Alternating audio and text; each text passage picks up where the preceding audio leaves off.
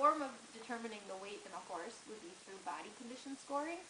It's on a scale of 1 to 9, with 1 being a very, very thin horse, to 9 being an extremely fat horse.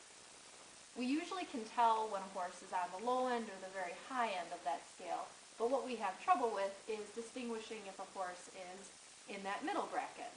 So a couple of pointers to see when comparing these real close horses would be looking at their top line, their ribs, and near their tail head.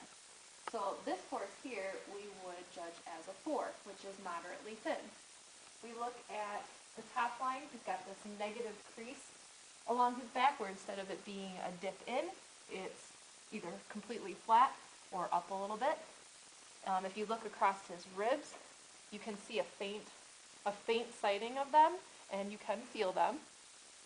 And if you look at his neck, withers, and shoulder, they're not thin, they're very rounded, they're not on the thin side. He is also starting to lay down just a minimal amount of fat, where you can see that it's a little bit spongy here and next to his tail head, but very minimal. So another horse that is very comparable to this horse would be this one over here. This horse we would call a 5, which is just moderate.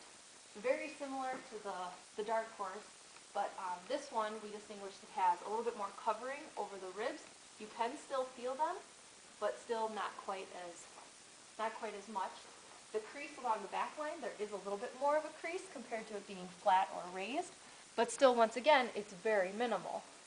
Also looking, this horse is laying down just a little bit more fat now across here, and it's a little spongy back here next to the tail head. Very similar horses, but the difference comes in how much you actually feel and what you see when you're looking at these horses. So this horse is the next level up, which is going to be a 6, which is moderately fleshy.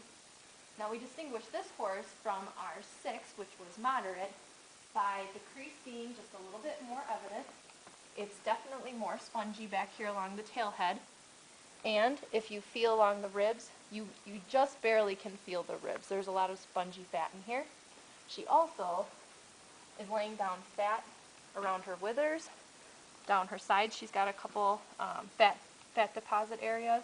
And then if you notice on her neck, she has just a very slight crest to it, which you start to see more evident in the upper levels, the 7/8 and 9s. But otherwise, not a whole lot of difference from one to the next to the next. But at least gives you an idea of how to tell if your horse is on the thin side of that moderate or the fleshy side of the moderate.